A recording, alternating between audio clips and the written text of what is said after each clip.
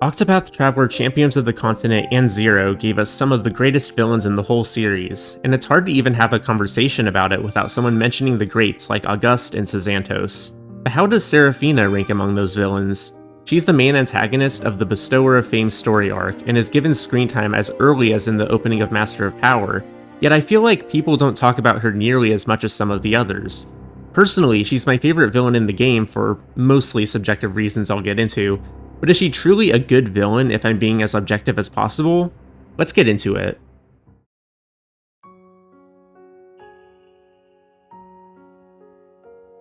To start, I'd like to recap her role and actions in the main story. If you're already familiar with all this and don't want to listen to this part, I'll put a timestamp here you can skip to. Anyway, most of what we know about her comes from Bestower of Fame, though she is initially introduced as a minor supporting character in Master of Power. In her first few appearances in Master of Power, she is shown in a couple cutscenes to be a cleric named Fina and a close friend of Rinyu, though virtually nothing else is actually known about her at this point. If nothing else, she is established as a named character at the start of the game here, so she doesn't come out of nowhere later on. The next time we see her is much later in the story, in the Bestower of Fame prologue. It's established here that there is a shadowy mastermind assassinating church officials, whose goal is to destabilize the church from both outside and within in order to somehow ascend to godhood. We also know that they gave Tytos the Thunderblade's ring, and is thus indirectly responsible for all the events of Master of Power in the first place. Seraphina, still going by Fina at this point, just so happens to be one of the 11 suspects in this prologue who could be this mastermind. Being the mystery arc of the game, very little is known about her or any of the suspects yet, although it is at least made known through her description that she is an avid reader who can be considered an expert on the history of the church. In Chapter 1 of Bestower of Fame, Seraphina continues to appear in various cutscenes, though she still generally blends into the background in comparison to other characters like Xanthos and Rondo, who have much more upfront story relevance here. She continues to play the role of a protective friend of Rinyu who goes everywhere with her and threatens to throw a certain creepy priest into an oven if he makes a move on Rinyu, which is kind of based since Rinyu is like 16 years old.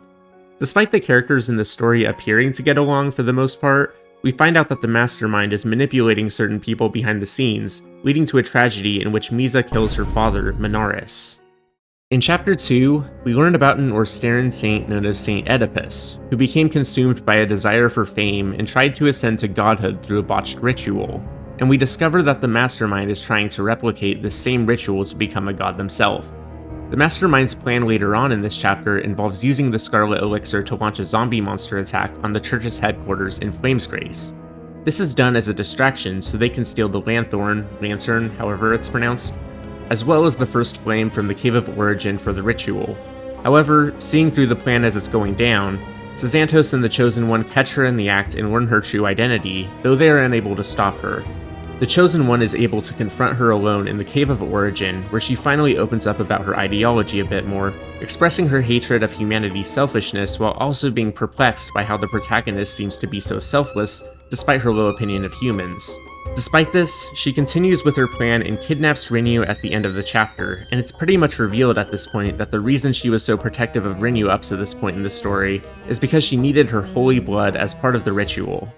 And lastly, in Chapter 3, which is the last chapter of Bestower of Fame, I swear we're almost there, we finally learn her whole backstory and motivation for doing what she's doing.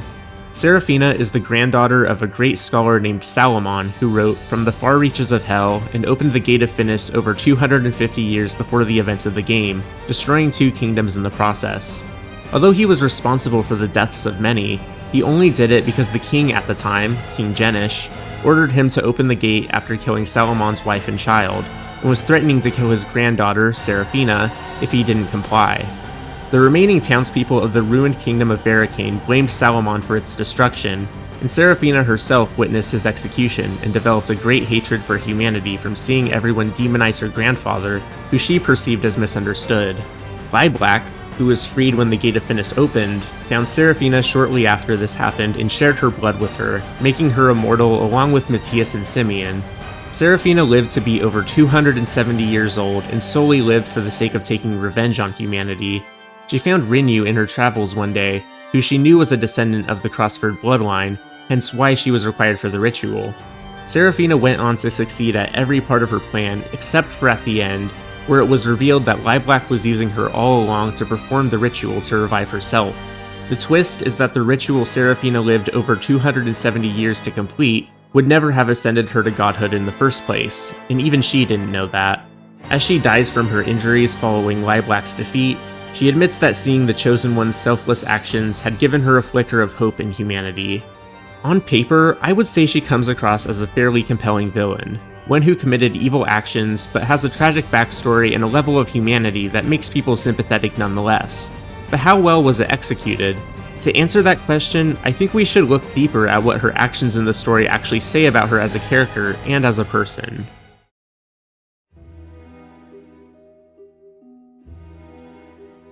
Both before and following her reveal as the Mastermind, Seraphina is characterized by other characters as evil. Xanthos and Pius both speculate and insinuate that she's the one to blame for a lot of bad things that happen in the story, but I would argue that in retrospect, the vast majority of her actions indicate that she wasn't that bad at all, putting her cult's actions aside. Hear me out. One obvious example is at the end of Bestower of Fame Chapter 1, where Xanthos speculates that the Mastermind is a deeply manipulative person who manipulated both Minaris and Misa. It might appear that way when you first play this chapter, but after we learn the whole truth about everything and read Misa's diary in the Gate of Finis in Bestower of All, I'd argue that Seraphina's actions tell a different story. Seraphina introduced the orphaned Misa to Minaris and his wife since they really wanted a child, and they lived happily for a while, but for unknown reasons, Minaris is implied to have killed his wife later and began to sexually abuse Misa once she turned 18. Misa came to Seraphina and told her everything, and so Seraphina helps her get the revenge she was seeking. Keep in mind that Seraphina was close to her plan of becoming a god at this point, so she risked a lot to grant Misa's wish here, especially while the Flame Guard himself was investigating the people here for conspiracy. There was nothing in it for Seraphina, she was just doing Misa a solid. And yes, I know it was Seraphina that introduced Misa to Minaris and his wife in the first place, but how was she supposed to know that Minaris was gonna do all that? She's blameless here as far as I'm concerned. If anything, her actions demonstrate empathy. I can't think of a better explanation than that she wanted to use her power to help a victimized person, even if her methods were less than conventional. If you're still not convinced, just take a look at Seraphina's traveler story in Champions of the Continent. In this story, similarly to how she helped Misa in Bestower of Fame Chapter 1, she helps a different child get revenge on a ruthless mob called the Scarlet Elixir Hunters that unrightfully injured the boy's father and were currently terrorizing the townspeople of Emberglow following Titos' death. And yes, this is another situation in which Seraphina didn't have to do this at all as part of any larger plan or anything, she just wanted to grant this kid some revenge. On the topic of revenge, although chasing after it typically isn't glorified in fiction, it's never been considered an inherently bad motivation in this series before. See Primrose, who stays true to her convictions to the end instead of flaking out due to Simeon's manipulation. Also see Octopath Traveler Zero's Chosen One, whose motivation of revenge is considered perfectly valid throughout the game if you choose those options. Of course, it's also completely valid to say that Seraphina using her position of cleric to corrupt this child is pretty evil if you want to look at it that way. But to her credit, I feel there's a counter-argument to be made that it isn't inherently an evil thing to do if she herself views it as righteous, and if I'm being honest, I kind of agree with her in this situation, but that's just me, being a little bit of a psychopath, possibly. Another interesting thing I'd like to point out about Seraphina as a character based on her actions is that she's only ever seen directly killing in self-defense. A memoir in Champions of the Continent titled Demonic Blood shows a moment following her grandfather's execution where a group of spiteful townspeople tries to kill her for her blood relation to her grandfather, and she uses her newly gained dark flame from Lilac to kill them before they can kill her, saying as she does that people who want others to die should die instead. Additionally, in Bestower of Fame Chapter 2, she notably comes close to killing Xanthos and Rondo, but again, she clearly only did that in self-defense in both cases, and didn't even actually kill them even though it would have been unbelievably easy at this point. An aspect of that scene I also found interesting is that she doesn't even try to kill the Pontiff either, despite how easy that would be too, since no one and nothing is standing in her way here, and it surely would have benefited her cause. And yes, I know there were a lot of assassinations of church officials, but keep in mind that those were carried out by her cult. It's entirely unknown if she was even giving those orders in the first place. The fact is that we only ever see her killing people in self-defense, if at all, which makes her stand out significantly when contrasted against just about every other villain in the story, who tends to be much more proactive about killing others. And this brings me to my next point, her treatment of others. She says she hates humanity, but she is consistently shown to target evil people who low-key deserve it, like Minaris, who is a killer and a rapist, and the aforementioned Scarlet Elixir hunters from her Traveler story. This targeting of people who generally deserve it is pretty similar to Asuka, who is loved by a lot of the community for the same reason. Seraphina also regularly helps and spares the victims of those evil people, such as Misa and the child from her Traveler story.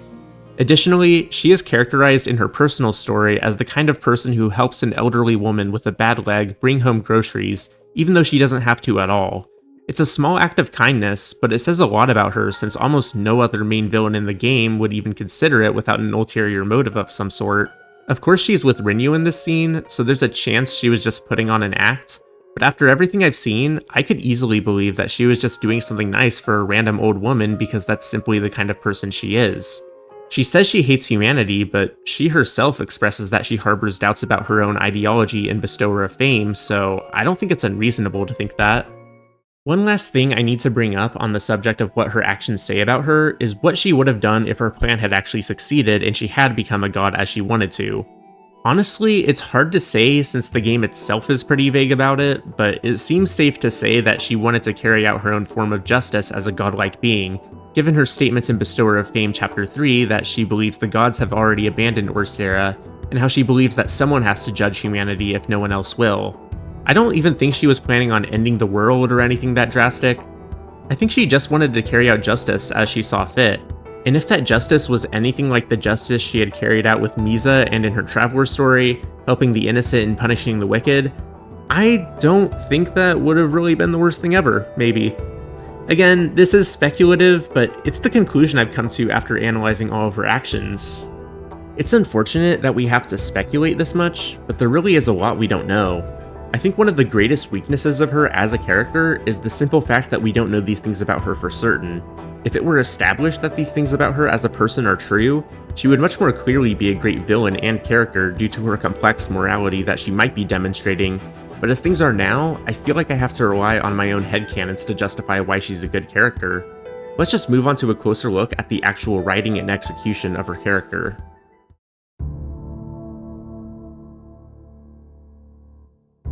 Regarding how she was written, let's start with the positives and what I like about her. I think Seraphina's backstory is well written and tragic, and does a good job at explaining why she came to hate humans. Lilac's comment about how her hatred only grew over time makes that so much more interesting to me. Much like Asuka and Xanthos, Seraphina clearly has a deep distrust in human nature, but she differs in that she harbors doubts of her own due to watching the Chosen One's actions over the course of the story, which helps her feel sympathetic on some level while still acting as a villain. However, there are two big issues with her that I can't look past as much as I wish I could. First of all, I don't understand how she didn't see the Chosen One's same altruistic qualities in Rinyu, who is practically a saint herself, or anyone else in her 270 plus years of living. She spends so much time alongside Rinyu that it seems impossible that she wouldn't doubt her convictions at any point because of it. More on that in a minute. And secondly, I have an issue with her last-minute redemption. After being mortally wounded, she says with her dying words that watching the Chosen One has given her a flicker of hope in humanity, but I don't think there was nearly enough build-up for this to work. Going back to Rinyu, Seraphina didn't hesitate for a second to sacrifice her a minute ago. I feel that her words at the end come a bit too abruptly to be completely believable. Overall, I like the duality of her hating humanity due to a centuries-old grudge while also clearly holding some doubt, but it surely could have been executed better for a more satisfying conclusion to that. I happen to have a couple of ideas of my own that I'd like to bring up for how these issues could have been fixed, or, at the very least, improved.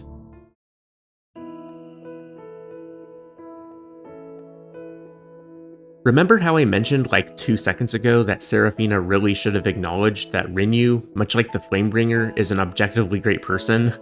Well, I'm going to take that a step further and say that Rinyu is actually the key to fully realizing Seraphina as a well-written villain. Seraphina seems surprised by the Chosen One's selflessness, but strangely turns a blind eye to Rinyu, who she spends the most time with, and it's never acknowledged. There's so many scenes involving the two of them, yet there's not a single one where Seraphina shows any kind of hesitation about using or sacrificing her. nor does Rinyu's love and selflessness ever cause her to reflect on whether her hatred of humanity is misguided. If she had ever acknowledged Rinyu's character at all, Rinyu could have been to her something like what Bargello is to Asuka. And as for the issue of the last-minute redemption, the reason it felt rushed and unearned is that she only openly seems to question her convictions one time before this, ever, in that scene where she steals the first flame. Asuka works better in this department too, because it's pretty strongly implied that Bargello caused him to question his convictions, and that's the reason he stuck with Bargello for as long as he did. Whereas Seraphina never had anyone like this to compare her ideology to other than the Chosen One in this one scene.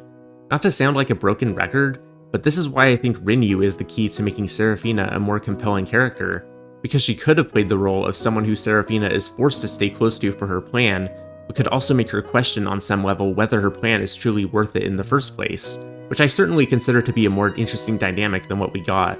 A major part of Asuka's appeal is that interpersonal dynamic with Bargello in his group, which Seraphina sadly lacks.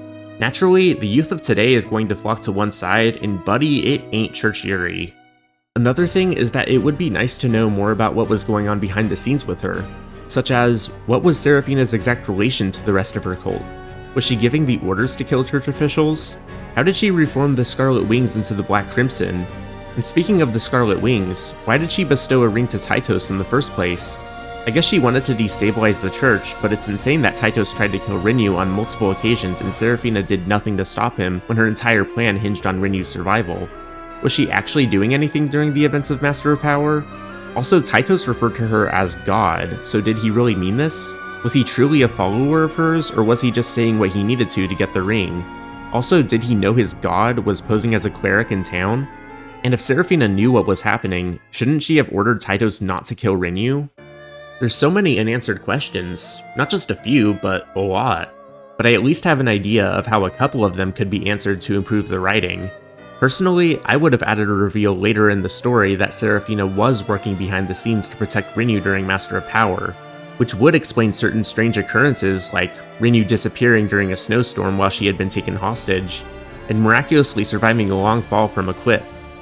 Both of these things already happen in the actual story and are never explained, and would both make far more sense if Seraphina actually had been involved. You know, I mentioned in my last video that one of my biggest hopes for Octopath Traveler 0 was that they'd give Seraphina more screen time, and this is all why. With more screen time, they could have answered all of these questions and more. And without these answers, most of us don't even feel like we have a full understanding of how good or evil Seraphina really is. Moving on, there's a few other smaller aspects of her character and a Bestower of Fame in general I'd like to discuss as they relate to her as a character before moving on to my conclusion here.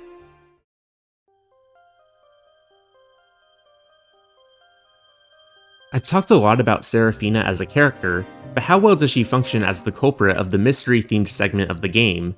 Bestower of Fame certainly has the appearance and vibes of a murder mystery, especially in Chapter 1, but lacks in some key areas. The only foreshadowing that the culprit is Fina actually comes from a single NPC in Atlas Dam, who lost a theological debate to her at some point before she moved to Emberglow. Even Xanthos, who plays the role of the detective, was surprised by Seraphina being the culprit despite claiming to have an idea of who the culprit is just before the actual reveal. I don't really expect the writers of this series to be amazing at writing mysteries since this game's genre isn't predominantly a mystery in the first place, but I consider the ability to uncover a culprit by the time of the reveal to be a fundamental part of a good mystery. Despite these issues though, comparing it to Octopath Traveler 1 and Octopath Traveler 2's mystery arcs, I'd still argue that Bestower of Fame succeeds more than those. Much like Xanthos, Cyrus and Temenos, who both play the role of detectives, are similarly unable to identify the main culprits in their own mystery stories until they reveal themselves as such.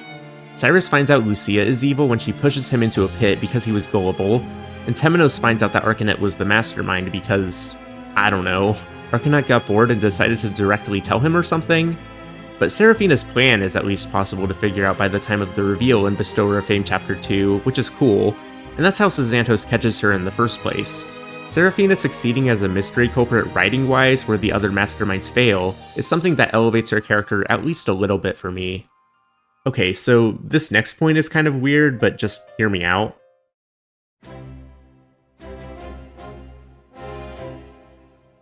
So, ideally, it would be cool if all 8 of the main villains in the story properly represented their jobs, but they are admittedly a mixed bag. Characters like Tytos, Asuka, and Xanthos all do major things in their arcs that connect them to their respective jobs, but other characters like Herminia and Tatlock clearly have nothing to do with their jobs.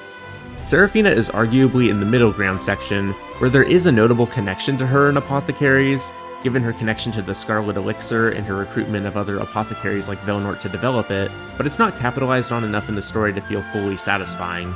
I'm not going to hold this against her as a character too much though, because it's not like leaning more into the apothecary angle would necessarily have improved what this particular story was trying to do, at least not without rewriting a large part of it. This is mostly just a preference thing for me. Ideally, all the villains would represent their jobs, but her divine ring being the apothecary's ring is hardly even mentioned in the story either way. Again, this is hardly a flaw with her character, I just wanted to mention this somewhere.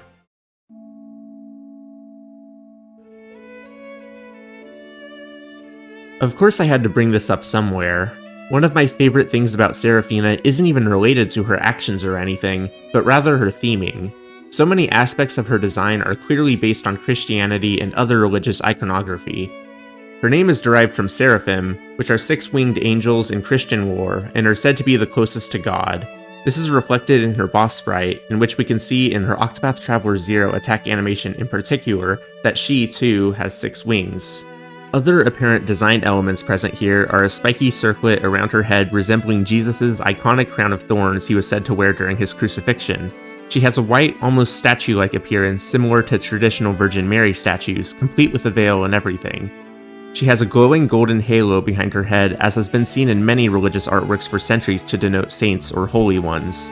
She also appears to have golden veins in her design, much like Ichor, the golden fluid said to flow through the veins of the gods in Greek mythology. Say what you want about her as a character, but they knocked it out of the park with her religious theming. Also, her theme music is particularly unique among that of other villains in the game in that the tone drastically shifts across its variants. Before her reveal as a villain, her theme is a calming song with a violin.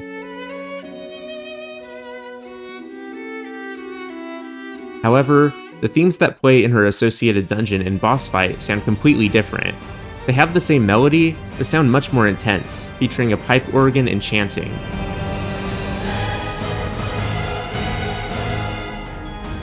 For a long time, I didn't even notice that her different themes had the same melody, so that blew my mind when I found out. Duality seems to be a common theme with Seraphina in general. She has a good theme and an evil theme, she publicly wears white as a cleric and has a mostly warm personality, but also wears black robes in secret and comes across as much more cold. Her design is modeled after an angel, but she hates humanity and transformed into that form in a temple devoted to the fallen god Galdera, the Octopath Traveler series' equivalent of Satan. One could say that the theme of duality presented in her associated music and design extends to her character, and raises questions about where she stands morally based on the conflicting things we're told about her and what we see her do. Or I'm just reading too much into it, I don't know.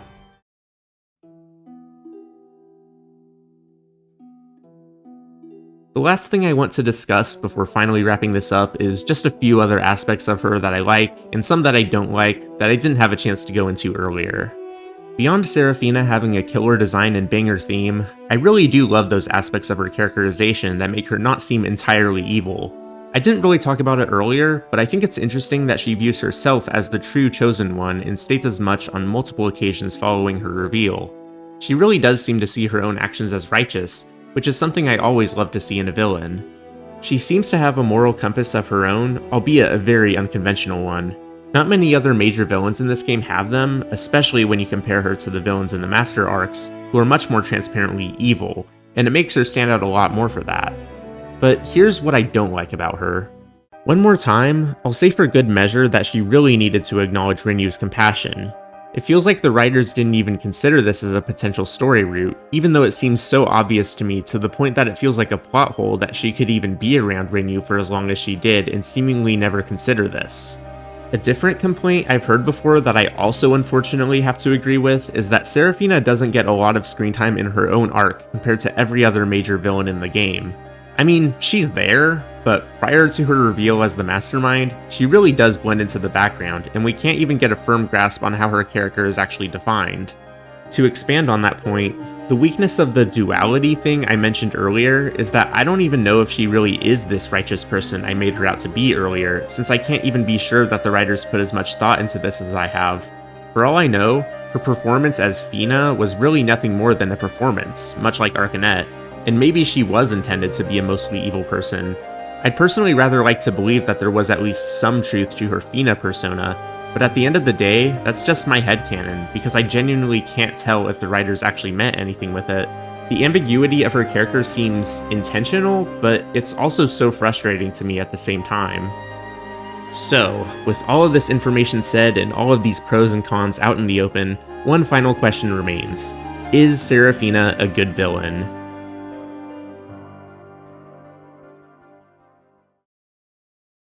Kind of? There are so many established elements of her character that could have been combined to make one of the best villains in the series, but the writers didn't capitalize on them even though they were right there. She's not nearly as much of a wasted potential kind of character as Signa, at least, which is a whole other discussion, but nonetheless, there are clear opportunities that were missed in my eyes.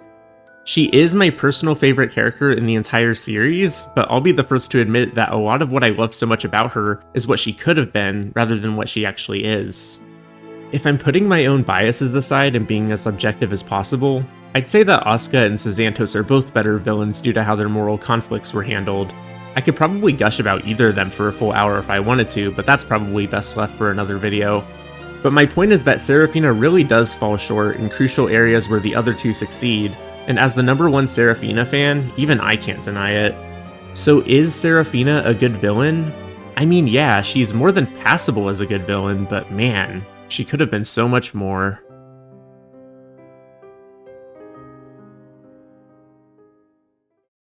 Anyway, that's all I have to say about this whole subject. I didn't expect to write a script this long for this video, but there ended up being way more I wanted to talk about than I expected. It's almost as if I like Seraphina and like talking about her or something. Making videos talking about this kind of stuff feels really great because I've had these thoughts for years at this point and never actually had an outlet to get them out into the world, so thanks for listening to me ramble about this for a while. I really appreciate it. Also, be sure to comment if you have any thoughts or opinions about Seraphina you'd like to share. I'd love to know what other people think about her, especially now that so much time has passed since Octopath Traveler Zero's release, and people have had time to reflect on her as a character along with all the others. Be sure to subscribe too. I don't really know what I do here on this channel anymore, but I might make other Octopath Traveler videos in the future. Even I don't know. But anyway, I will see you all later.